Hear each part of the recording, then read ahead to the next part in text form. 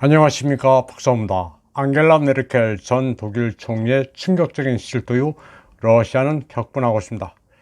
비아차슬랍 볼로딘 국가두모의장은 돈바스의 비극은 독일과 프랑스의 책임이 있다고 강하게 성토했습니다. 그는 독일과 프랑스가 2014년부터 우크라이나의 공격을 받아온 돈바스에 배상금을 지불해야 한다고 말했습니다. 미인스크 평화협정은 키예프의 무력을 증강하기 위한 시간 벌기였다는 메르켈의 고백이 나온 만큼 베를린과 파리는 돈바스의 비극에 대해 도의적, 물질적 책임을 져야 한다는 것입니다. 볼로딘 의장은 메르켈과 프랑스의 올랑드, 우크라이나의 전 대통령 포로셴코가 범죄를 저질렀다고 말했습니다. 지금도 진행 중인 우크라이나 위기는 독일, 프랑스 리더들이 추구하는 기만적 정책에 의해 초래됐다는 것입니다.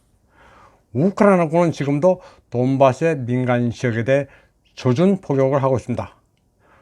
러시아는 돈바스의 민간인 살해에 사용되는 무기를 공급하고 있는 서방 국가들은 법적 책임을 지게 될 것이라고 경고했습니다.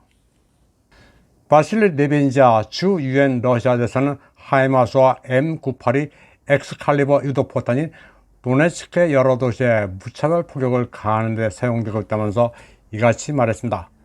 그는 12월 4일 엑스칼리버 포탄이 떨어진 도네츠크의 스포츠 아레나는 시민들의 식수를 공급하는 시설이 있는 곳이라고 밝혔습니다. 서방이 제공한 첨단 무기가 전장에 러시아군을 상대로 사용되는 게 아니라 민간시설 조준 타격에 이용되고 있는 겁니다. 네벤지아는 하이마스가 유치원, 호텔 같은 건물을 강타했으며 11월 27일 이후 민간인 22명이 사망하고 80명 이상이 다쳤다고 말했습니다. 그런 미국과 그 동맹국들의 모든 범죄 행위를 주의 깊게 기록하고 있다면서 관련자들은 법적 책임을 지게 될 것이라고 밝혔습니다. 그러면서 민간시설에 대한 공격이 모두 실수나 사고일 수가 없다면서 미국과 나토의 개입이라는 점은 분명하다고 말했습니다. 이런 가운데 미 펜타곤은 하이마스와 8만 발의 155mm 포탄을 포함한 2억 7,500만 달러 상당의 우크라이나 군사 지원을 발표한 바 있습니다. 모스크바는 우크라이나에 대한 장거리, 중화기 공급을 강하게 경고했지만 워싱턴과 그 동맹국들은 적대 행위의 직접적 당사자가 아니라고 주장해왔습니다. 그러나 이런 꼼수는 진실이 드러나게 되어 있습니다.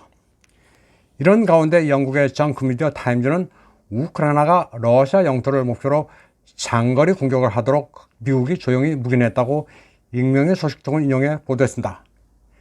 이 익명의 소식통은 미 펜타곤이 러시아 본토나 크림을 공격하지 말라고는 하지 않는다고 전했습니다. 또 무기는 공급만 할 뿐 어떻게 사용할지는 키예프에 달렸다는 발언을 전했습니다. 그러면서도 미국은 키예프가 국제법과 제네바 협약을 준수할 것을 요구한다고 이 소식통은 말했습니다. 굉장히 무책임한 위선의 극치입니다. 분쟁 당사국에 대한 무기 공급은 그래서 극도로 위험한 것입니다. 직접적인 전쟁에 언제든지 휘말릴 수 있습니다. 미국은 최악의 시나리오를 상정하면서도 무기를 사용하는 우크라이나가 책임을 지게 되겠거니 하고 안이하게 판단하고 있습니다. 그런데 나토는 유럽에서 러시아 서방 간 직접 대결 가능성에 대해 다소 우려하고 있습니다. 스톨텐베르크 나토 사무총장은 새로운 글로벌 분쟁을 피하는 데 주력해왔다면서도 우크라이나 분쟁이 러시아, 나토 간 본격적인 전쟁으로 비화될 수 있다고 말했습니다. 그는 노르웨이 방송 NRK와의 인터뷰에서 우크라이나 사태가 통제불능 상태로 악화돼 나토, 러시아 간 전쟁이 될까 두렵다고 말했습니다. 우크라이나 특수 군사작전이 시작된 이래 나토는 1년 전보다 10배 많은 4만 병력을 이스턴 플랭크에 배치했습니다. 그러면 도네츠크 이야기를 다시 이어가겠습니다. 12월 초 도네츠크는 그야말로 지옥이었습니다. 도시 전체가 연기와 화염이 휩싸였습니다. 우크라이나군의 포병은 늘 시장, 백화점 같은 사람들이 몰리는 곳만 골라 포격을 가했습니다. 우크라이나는 러시아가 전력 인프라를 공격한 데 대한 보복이라는 입장이지만 그것은 거짓말입니다. 돈바스의 민간 지역 포격은 키예프 정권이 2014년부터 일상적으로 해오던 짓입니다. 11월 28일의 경우 프로스펙트 미라와 슈콜리 불바드 교차로 부근의 주유소에는 젊은 남자가 우크라이나 로켓에 맞아 사망했고, 전날에는 빅토리아 호텔 근처에 포격을 가했습니다.